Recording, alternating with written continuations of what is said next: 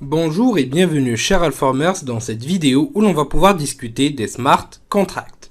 Sans plus tarder, le plan de la présentation est le suivant.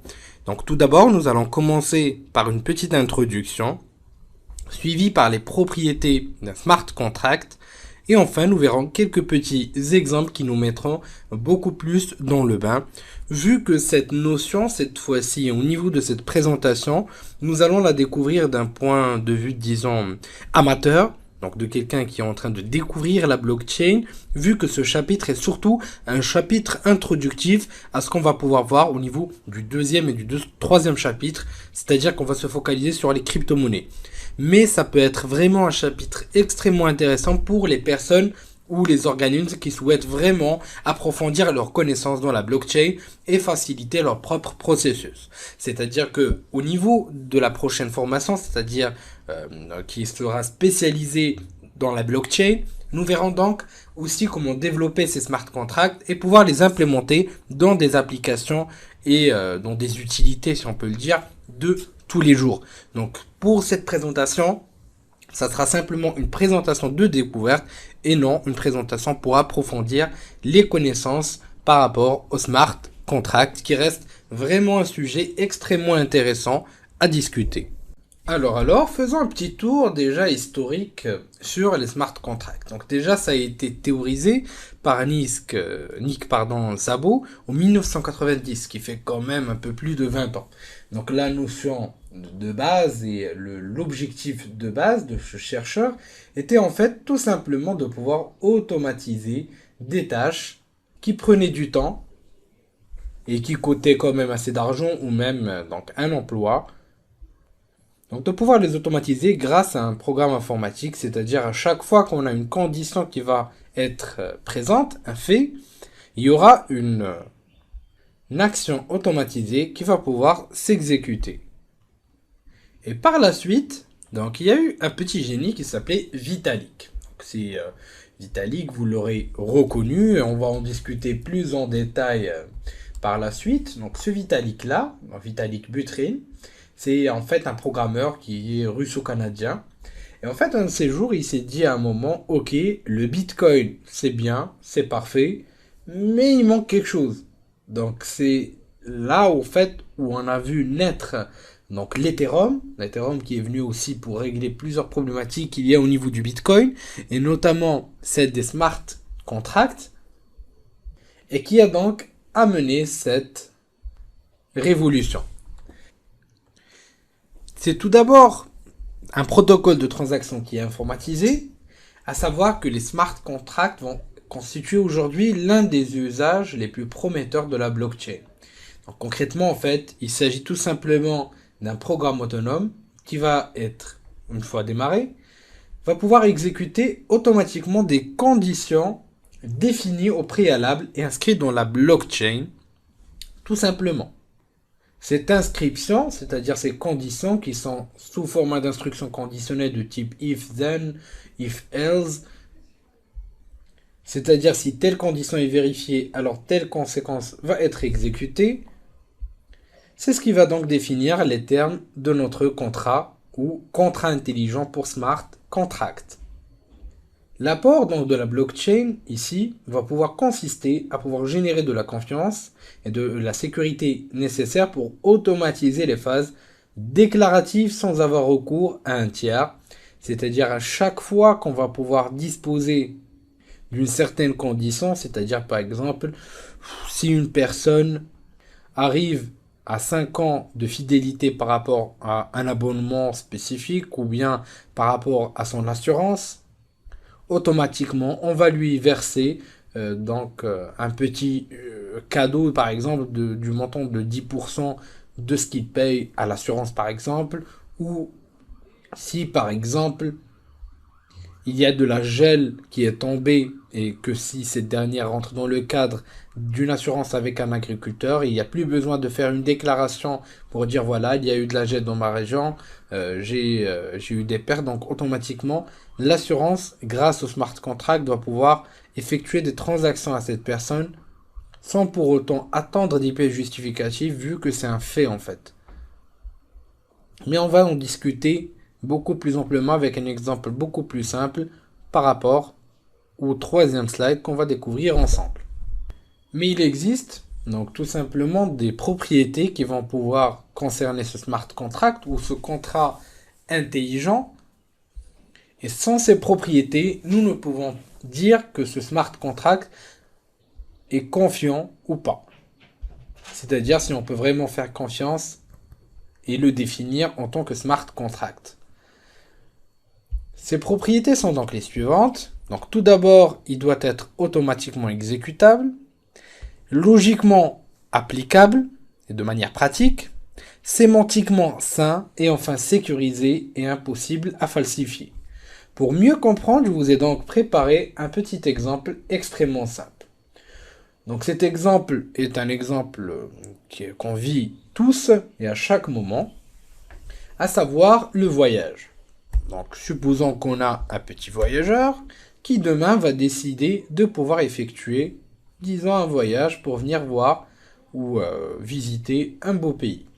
Lors de son arrivée à l'aéroport, donc pour embarquer au niveau de son vol, il va pouvoir découvrir que son vol a été retardé.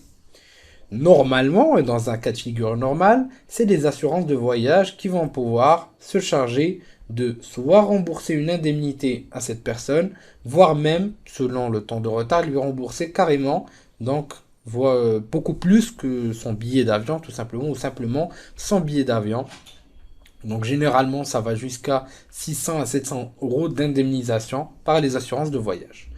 À savoir que seulement 40% des passagers, donc parmi les 100% assurés, vont pouvoir, contre le retard de vol, vont pouvoir revendiquer leur indemnisation. C'est-à-dire que 60% des passagers assurés contre le retard de leur vol ne vont jamais revendiquer leur argent. Donc une équipe a créé lors d'un hackathon qui a été effectué en Angleterre en 2015 un système d'assurance basé sur les smart contracts.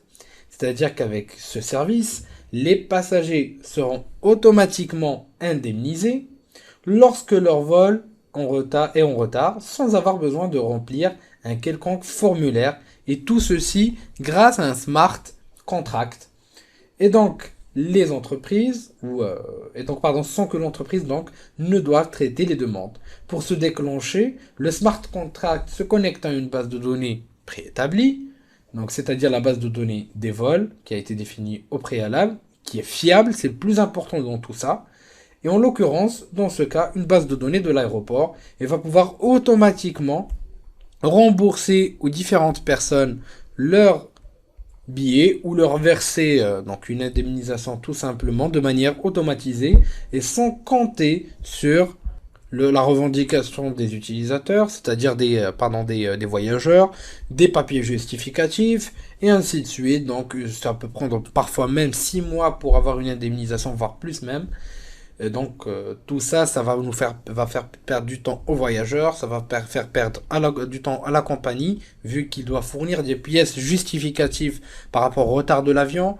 Ils doivent aussi récupérer ou envoyer ces pièces justificatives à l'agence d'assurance qui va pouvoir se charger de tout ça. Et au niveau de l'agence, on aura une personne qui va faire que ça, c'est-à-dire recevoir les plaintes, étudier les dossiers, ainsi de suite. Et donc à la place de perdre tout ce temps-là, et perdre donc toute cette énergie et créativité à rembourser et avoir un processus qui est vraiment très lourd et qui n'a aucune logique derrière, on va pouvoir, grâce au smart contract, automatiquement rembourser ces personnes-là, vu que ça rentre premièrement dans un cadre d'un contrat, donc contrat qui va pouvoir se digitaliser pour devenir un contrat intelligent, qui va rembourser automatiquement les gens, vu qu'on n'a pas vraiment besoin de pièces justificatives, car ce qui s'est passé par rapport au retard de vol est un fait. C'est-à-dire que tant que la personne a son nom inscrit dans une base de données qui est sûre, qui est fiable, et que le voyage a été retardé, donc automatiquement les personnes reçoivent une indemnisation et pas la peine de passer vers ce processus qui va pouvoir faire perdre du temps aux voyageurs, à la compagnie et aussi aux compagnies d'assurance. Et encore plus, il n'y a pas que le temps qui va être perdu, c'est aussi l'argent qui va être perdu. Il y a aussi un autre exemple très très sympa, donc l'exemple qu'on a discuté tout à l'heure. C'est-à-dire le petit exemple de l'agriculteur. Donc c'est un exemple qui est très très sympa, qui est très courant aussi. Donc supposons en fait que aussi maintenant aujourd'hui on a un petit agriculteur qui est en fait assuré tout simplement et en fait dans le même registre, qui est celui de l'assurance, qui est indiciel. Donc c'est-à-dire qui est lié à un indice tel que la température ou le niveau de pluie. C'est-à-dire que lorsque il y aura un niveau de pluie, X, et une température Y, cette personne-là, c'est-à-dire cet agriculteur, pardon, recevra une indemnisation par rapport à la haute ou à la très basse température ou bien un très haut niveau de pluie. Ainsi, en fait, un smart contract qui va pouvoir être conclu entre l'agriculteur et l'assureur peut stipuler qu'un paiement soit effectué après 30 jours sans précipitation, par exemple. Et donc le smart contract est là, encore alimenté par les données qui sont externes et qui sont fiables, et vont permettre donc de déclencher automatiquement le paiement après 30 jours de sécheresse, et donc sans l'intervention d'un expert ni la nécessité d'une déclaration revendication de l'assuré, vu que ça sera automatiquement donc un fait et non pas donc une situation particulière. Et donc l'avantage de mettre en place des smart contracts dans une blockchain réside en fait dans la garantie que les termes du contrat ne pourront pas être modifiés par la suite. Et donc on a une certaine traçabilité mais une certaine sécurité via ces smart contracts. Je vous laisse donc imaginer à quel point ça peut être très très intéressant pour tout domaine quel qu'il soit, des paris, du poker ou bien de n'importe quel type de domaine. Les smart contracts vont donc vraiment révolutionner notre monde. Et donc, via la prochaine formation qu'on aura sur Alform, c'est-à-dire blockchain, développer vos propres applications sur ce réseau. Donc, on va pouvoir déployer nos propres applications basées sur des smart contracts. Et vous verrez à quel point c'est facile, mais aussi à quel point ça peut nous être utile.